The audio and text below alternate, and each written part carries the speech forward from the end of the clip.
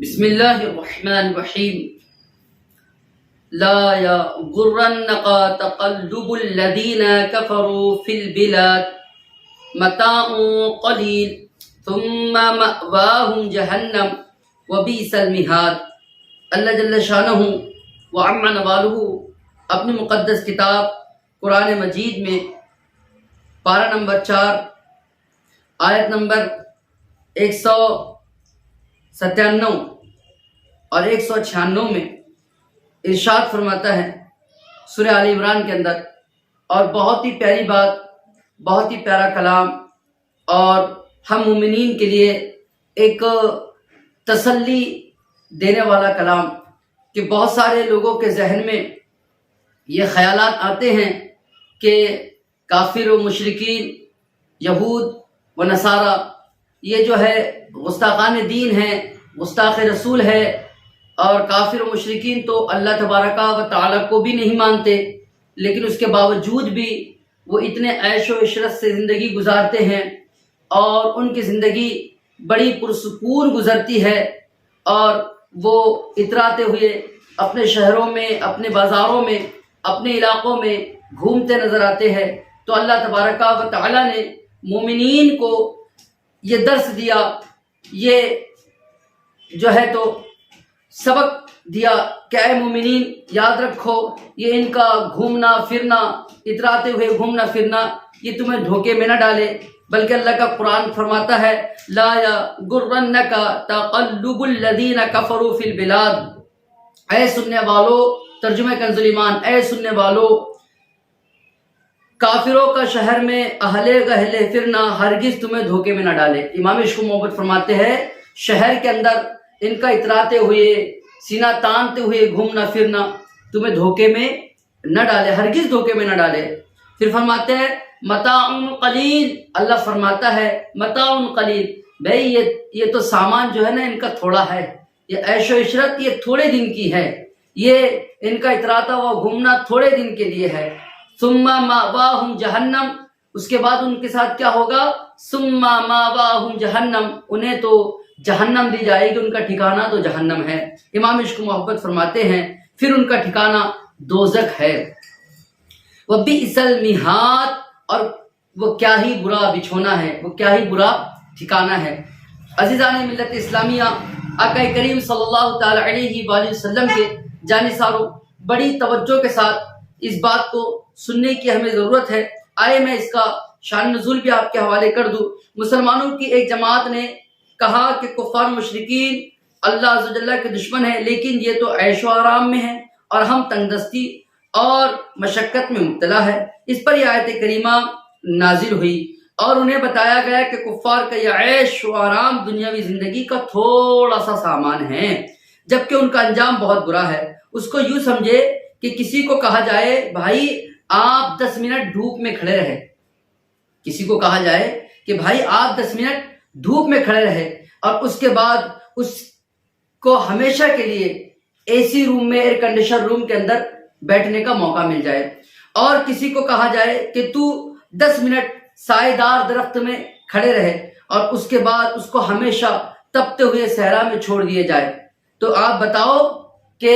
اس میں سے بہتر کون ہے؟ یقیناً آپ کہیں گے جو 10 منٹ تھوڑی دیر دھوپ میں کھڑا ہے، لیکن اس کے بعد اس کو جو ہے تو اے سی روم دے دیا جائے گا، ایئر کنڈیشن روم دے دیا جائے گا، اس کو سکون میسر ہوگا، اس کو عیش و عشرت والا مکان دے دیا جائے گا، تو وہ 10 منٹ اس کے لیے بڑی بات نہیں ہے، وہ 10 منٹ دھوپ میں کھڑے رہنا اس کے لیے بڑی بات نہیں ہے۔ لیکن ایک شخص وہ ہے جس کو سائے دار درخت تھوڑی دیر کے لیے دے دیا جائے، اس کے بعد اس کو تپتے ہوئے صحرا میں چھوڑ دیا جائے، تپتے ہوئے گرم ریت میں چھوڑ دیا جائے، تو مجھے بتا ہمیشہ کے لیے جو نعمت ملنا ہے یا جو زحمت ملنا ہے آپ کس کو پسند کریں گے؟ ظاہر سی بات ہے انسان تھوڑی دیر کے لیے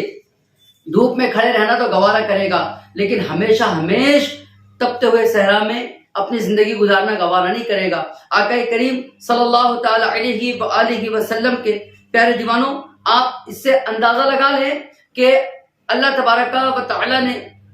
متاع قلیل کہہ کر یہ صاف کر دیا کہ ان کا یہ عیش و عشرت، ان کا یہ اتراتا ہوا گھومنا پھرنا، ان کا یہ مال و زر، اور ان کی جو ہے تو जितनी आप चीजें देखते हो, गाड़ियों से घूमना और इतनी दौलत व शोहरत, मताउन कलील, ये थोड़ी सी है, ये इनका मता थोड़ा सा है। सुम्मा मअवाहुम जहन्नम, फिर उनका ठिकाना दोजक है, उनको दोजक में जाना होगा। लिहाजा हमें मुतमईन होकर जिंदगी गुजारना चाहिए। कहते हैं कि बस ऐसे ही समझ लो कि मुसलमान की हालत पहले शख्स की तरह है, पहले शख्स की तरह जैसे जो 10 मिनट धूप में खड़ा है, बाद में उसको जो है तो ठंडी छाव वाला रूम अता कर दिया जाए। और दूसरी मिसाल उस काफिर की तरह है, बल्कि उससे भी बदतर है, उससे भी बदतर है कि उसको जो है सहराओं में और तपते हुए रेत की तो ये मिसाल दी गई है समझाने के लिए, लेकिन उसको जहन्नम में डाल दिया जाएगा। फिर अल्लाह खुद फरमाता है वो बीसल मिहाद, वो कितना बुरा ठिकाना है, कितना बुरा बिछोना है, आप अंदाजा लगाए। आपको और हमको अपने दिल को छोटा करने की जरूरत नहीं है इनके ऐशो इशरत को देखकर, इनकी जो है तो जनाब वाला दौलत और इनके कामों को देखकर हमें अपना दिल छोटा करने की जरूरत नहीं है, बल्कि आका करीम रऊफ रहीम सल्लल्लाहु ताला अलैहि वसल्लम ने फरमाया मोमिनीन के लिए दुनिया कैद खाना है और काफिरों के लिए दुनिया जन्नत है। लिहाजा का मोमिनीन को कैद खाने में जैसे लोग रहते हैं उसी अंदाज से जिंदगी गुजारना चाहिए, और ये काफिरों के लिए तो ये साफ जन्नत है। लिहाजा उनको उनके हाल पर छोड़ देना चाहिए। लेकिन आपको मैं ये भी बता दूं कि मोमिनीन का मरना और काफिरीन का मरना तो एक जैसा होता है। ऐसा नहीं होता है कि मोमिनीन मरने के बाद उसके जो है तो जिस्म से आज़ाओं को खत्म कर दिया जाता हो या हाथ पैर को गायब कर दिया जाता हो, या काफिरों के ऐसा नहीं है। लेकिन उसका नतीजा क्या बाद में हम देखते हैं कि मोमिनीन को बड़े शान और शौकत से दफना दिया जाता है, उस पर मिट्टी का एक ढेकला भी ना गिरे ऐसा इंतजाम किया जाता है। लेकिन काफिर जब मरता है, मुश्रिकीन जब मरते हैं तो क्या होता है, उनका स्टार्ट ही जो है तो आग से कर दिया जाता है, और उनको बताया जाता है कि जो घर आग का बना हुआ है उसका दरवाजा दुनिया में आग देख लिया आप, और उसको आग के सुपुर्द करके दुनिया को ये बताया जाता है कि लोगों देखो जो ईमान वाले हैं उनके जनाजे देखो कितनी शान शौकत के साथ जा रहे हैं, उनको देखो लोग बड़े काने दे देकर और बड़ी मोहब्बत के साथ कब्रिस्तान पहुंचा रहे हैं, और कब्र में रखने का अंदाज भी उनका बड़ा अनोखा है कि उसके ऊपर मिट्टी भी ना गिरे, इतने जो है तो एहतियात बरती जाती है। और यहाँ पर क्या है, टनों जो है तो